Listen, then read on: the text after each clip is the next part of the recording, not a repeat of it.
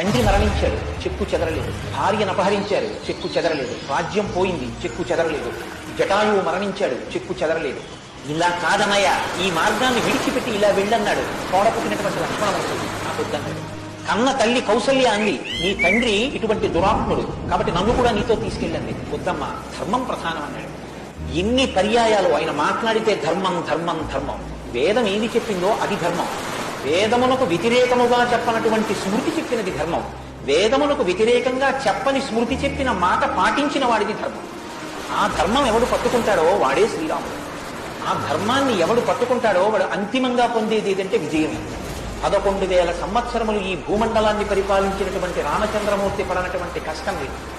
ఇన్ని కష్టాలు పడుతున్నా ఆయన ఇతరులకు సుఖాన్ని ఇచ్చాడు, ఇతరులకు ఆనందం ఇచ్చాడు, ఇతరులకు సంతోషం ఇచ్చాడు తప్ప నేను ఇంత కష్టంలో ఉన్నాను మీరు ఎందుకు నవ్వాలని ఆయన ఎన్నడూ అడగలేదు. అందుకే రాముడు యోగి అన్నారు పెద్దలు.